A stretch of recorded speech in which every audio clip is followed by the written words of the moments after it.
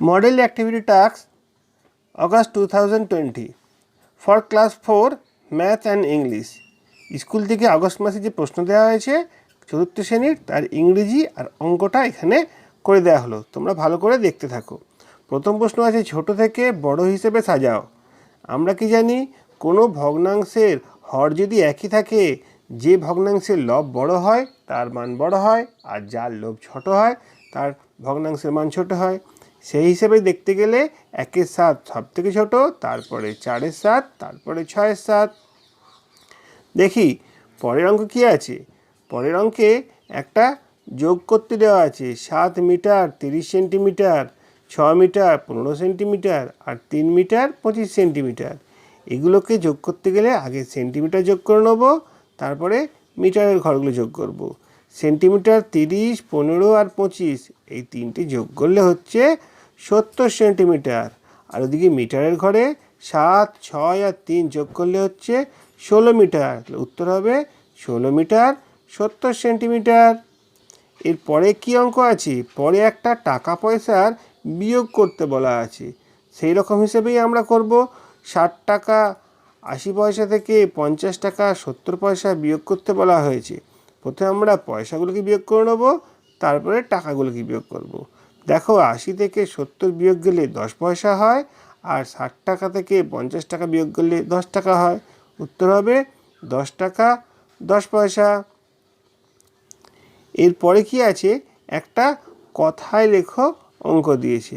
একক, দশক, শতক, হাজার, অযুত, লক্ষ, নিযুত, কোটি সেই হিসেবে সাজিয়ে নিয়ে আমরা দেখতে পাচ্ছি সংখ্যাটি 7, 5, 6, 3, 2, 2, 0, 7 অর্থাৎ 7,56,32,207।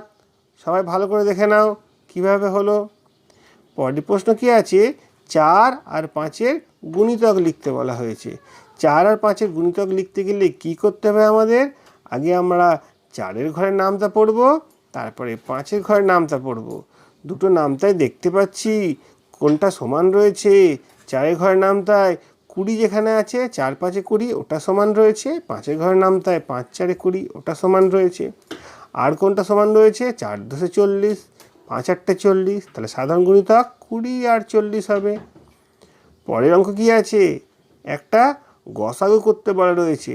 39, 65 আর 78-এর গসাগু করতে বলা হয়েছে। এখানে ভাগ প্রক্রিয়ায় গসাগুটা শিখিয়ে দেওয়া হচ্ছে।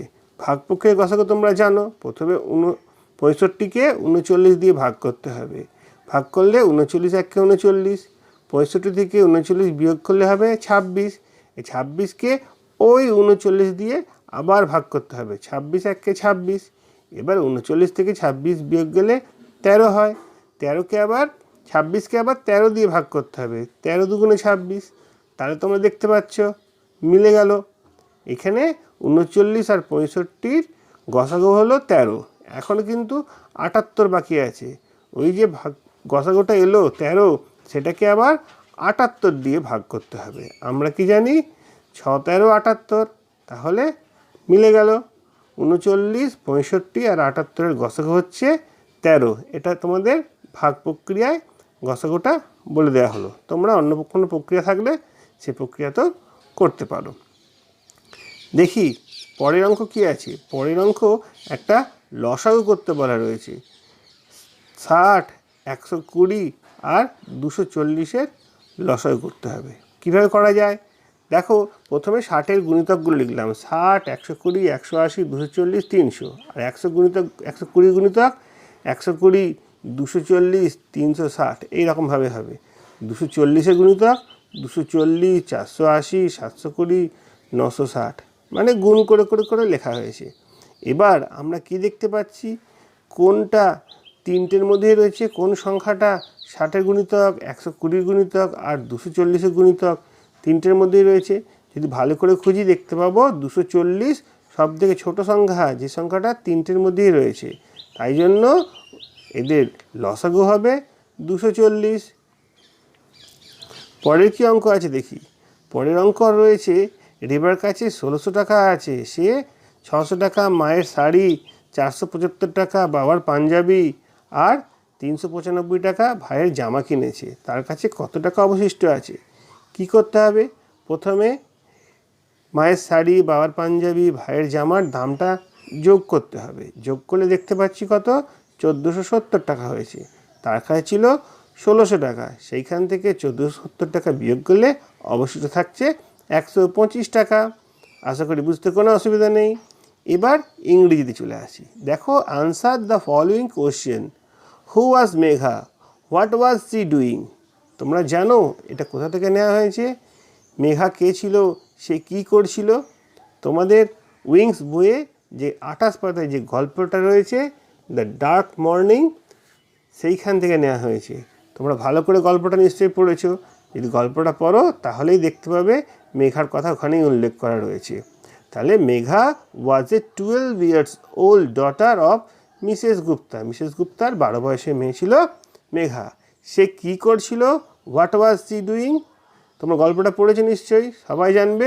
C was reading a fable, একটা বই পড়ছিল, গল্পের বই পড়ছিল। তারপরে কি কোশ্চেন আছে?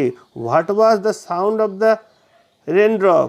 ওই গল্পতেই শেষ লাইন একদম লেখা রয়েছে রেনড্রপের সাউন্ডটা কেমন ছিল। বৃষ্টি পড়ার শব্দ ছিল the sound of raindrop was pitter patter. আশা করি বুঝতে পেরেছো। নেক্সট কি আছে দেখি। নেক্সট রয়েছে অপোজিট ওয়ার্ডস, অপোজিট জেন্ডার। কীরকম? শন আছে, ডটার হবে।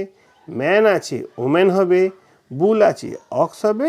আর টাইগ্রেস আছে, টাইগার হবে। পরের প্রশ্ন কি আছে? মেক সেন্টেন্স, ফরেস্ট আর স্ন্যাচ। এটা তোমরা তোমাদের বাটারফ্লাই বইয়ে সুবল আর মাদুরের গল্প পড়েছো, সেইখানের থেকে নেওয়া হয়েছে মনে হচ্ছে। তাহলে ফরেস্ট দিয়ে মেক সেন্টেন্স হলে কী হবে? The forest was covered by dense tree. আর tiger can snatch a prey at will. অন্য মেক সেন্টেন্সও করতে পারো। পরে কি রয়েছে? Underline the adverb in the following sentence. অ্যাডভার্বগুলোকে আন্ডারলাইন করতে বলেছে। কী কী অ্যাডভার্ব হবে দেখো। প্রথম সেন্টেন্সে যে অ্যাডভার্বটা হবে সেটা হচ্ছে কুইকলি, তারপরের সেন্টেন্সে অ্যাডভার্বটা হবে কেয়ারফুলি। কিন্তু কেন এইরকম হচ্ছে তোমরা জানো? অ্যাডভার্ব মানে কি? এসে একটু আলোচনা করে দিই। What is adverb? আমরা জানি যখন কোনো ভার্বকে মডিফাই করা হয় কোনো একটা ওয়ার্ড দিয়ে, সেটাকে বলা হচ্ছে অ্যাডভার্ব। যেমন দেখো, প্রথম সেন্টেন্স ছিল র্যান, রানের পাস্ট টেন্স র্যান, দৌড়েছিল। কেমন করে দৌড়েছিল? কুইকলি র্যান, খুব তাড়াতাড়ি দৌড়েছিল। তাহলে অ্যাডভার্বটা হচ্ছে কুইকলি। তারপরের সেন্টেন্সে লিসিন, শোনো। কেমনভাবে শোনো? কেয়ারফুলি, খুব ভালোভাবে শোনো। সেই জন্য এরকম হচ্ছে। সব শেষ হয়ে গেল। যদি চ্যানেলটা ভালো লাগে তাহলে অবশ্যই সাবস্ক্রাইব করবে আর অনেক অনেক শেয়ার করবে।